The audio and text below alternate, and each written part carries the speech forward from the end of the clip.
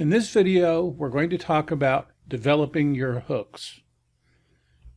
And it might have been called the art of creating hooks, because hooks are more of an art than a science. And you'll get better and better at creating hooks the more that you create. Essentially, hooks are ideas that get people's attention about what you want them to do. That's the important thing, to get their attention and get them to want to take the next step, whatever it is. And there are only a few kinds of hooks that are important in internet marketing. The most important ones are headlines. Headlines can appear in ads, they can appear in web pages, they can appear in articles, all over the place. Images can be hooks. They can really convey an emotional meaning. They can be very powerful. They can stand out among everything else that's on the page. Videos can be hooks. And the first few seconds of a video can be a hook. Those are all found in marketing on the internet. And the most important thing to understand is that hooks disrupt patterns of viewing and/or thinking. People get used to seeing things and thinking about things in very specific ways. And you have to grab them, and what grabs their attention is when you disrupt that thinking pattern, when you disrupt that viewing pattern. So let's look at some examples. Here's one. If doctors haven't fixed you yet, stop thinking like they do. Notice that for somebody that has a health problem, if they think, oh, I've got this health problem, oh, I've got this health problem, oh, I've got fibromyalgia, oh, I've got neuropathy, whatever it is, they're thinking like the doctors are thinking. So you're challenging them here, and you're saying, well, if the doctor's way of thinking hasn't solved your problem, why do you keep thinking like them? These kinds of hooks can be very, very powerful, but you also have to be careful not to go too far and actually insult or threaten the person. When it comes to images, and especially in Facebook, you have to think about what are the images that people normally see. Now, here are 4 images that are in Facebook posts. Which one grabs your attention? I'd be willing to bet that the one about the Healy does. The pattern of thinking is you get a picture about a person, you get another picture about a person, you get a picture of a leaf or something, and then all of a sudden, bam, you get this big one that says, if you care about your health, this could be the most important thing you read this year. Bam! Okay, grabs your attention. And within that, you can probably read the title that says, finally, how to improve your health without more doctors, drugs, surgery, pills, or potions. Big headline right there. Okay, so that's an image example. Now watch this.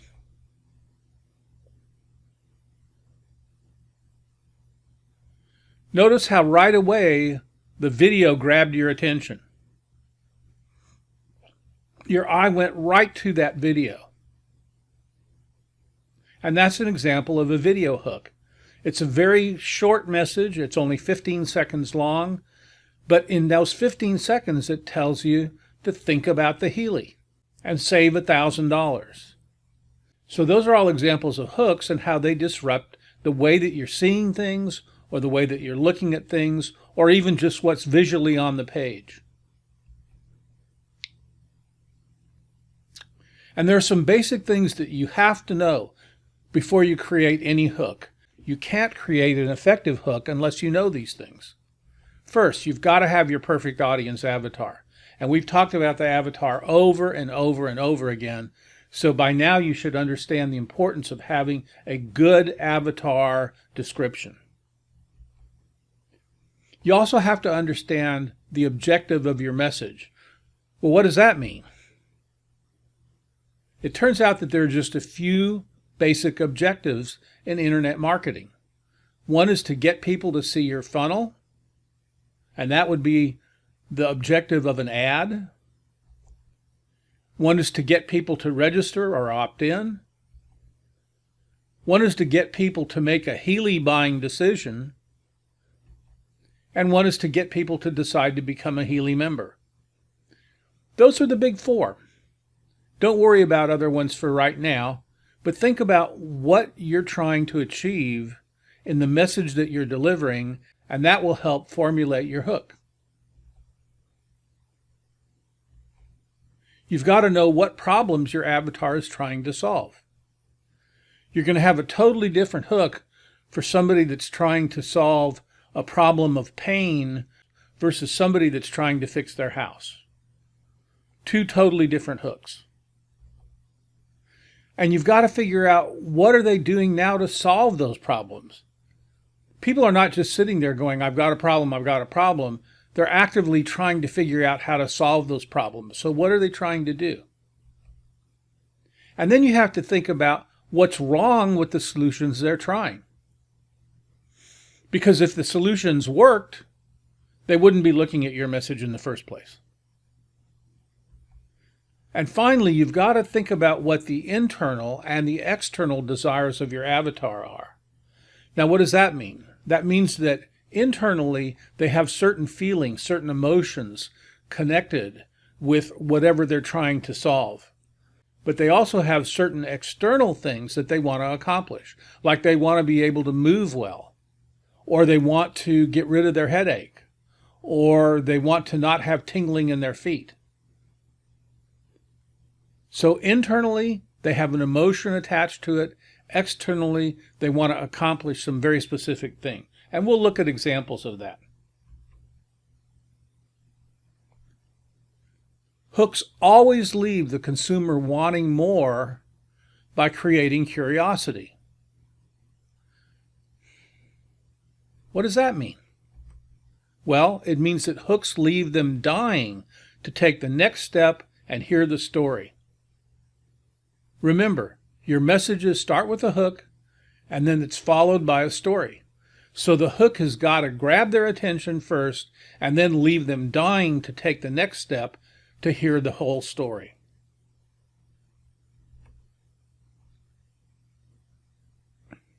So let's look at some examples of that. How any person with chronic pain can get rid of it in a few days. Now, if you had chronic pain, would you be interested in hearing about the story? What is that all about? How to regain your youth and move pain-free.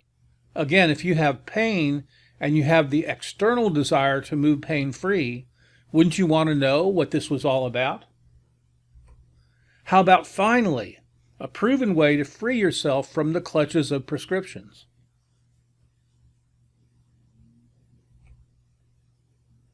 Now here's an interesting one. Which of these pain relief mistakes will you make? Right away, if you're in pain, don't you want to know if you might be making those mistakes? How about toss your aspirin in the toilet and start your pain-free journey? If you're using aspirin as a way to resolve your pain, how can you have a pain-free journey if you throw that aspirin in the toilet? It leaves people curious. It makes them want to know what's coming next.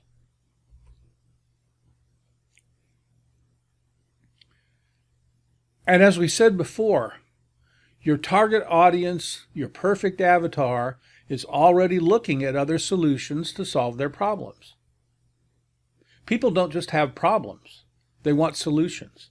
So the assumption that you have to make is that they haven't solved their problem yet with the solution that they're trying. Otherwise, they wouldn't have any interest in your message at all. So what you want to do is know what they're doing to try to solve their problem, and then become the antithesis of what they're doing to meet their want. Well, what does that mean?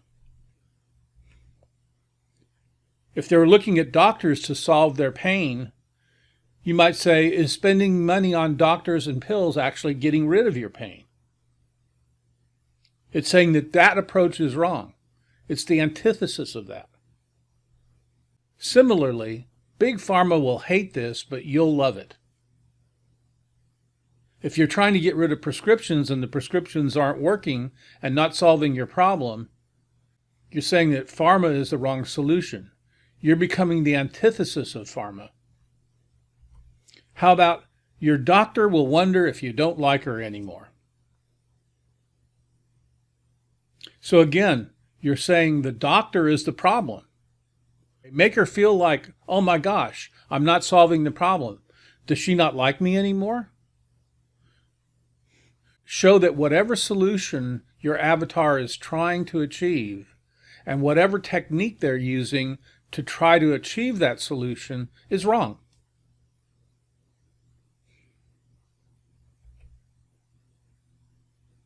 And here's an example of how you combine both a visual hook and an image with a headline hook. Big Pharma will hate this, but you'll love it. So that would be great for a Facebook post.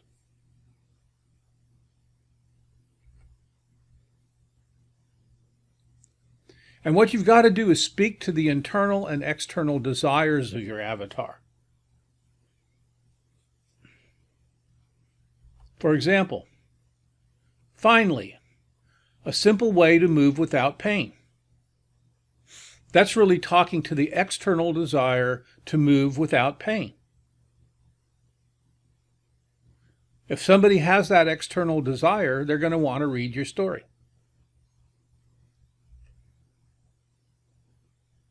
There's no reason to suffer with chronic pain anymore. This is an example of an internal desire. Suffering is an internal emotional thing, and if they want to get rid of their suffering, then they're going to look at this. This amazing discovery peaks your performance. Peak performance is an external thing. Performing better, whether it's in athletics or on the job or anywhere else, it's external. Something that you achieve externally. If they're interested in peaking their performance, they'll take a look at what you've got to say. Feel the joy of a life full of energy. Again, joy is an internal desire. If they want joy and a life full of energy, they're going to read your message. So this gives you an idea of what the hooks are all about. What you have to do to create good hooks is practice, practice, and practice. And every single message that you create, you should write about 10 hooks for and try them all out and see what they feel like to you. And ask your friends about them. See if they get their attention. Okay, that's it for this video, and you'll learn more about stories in the next video.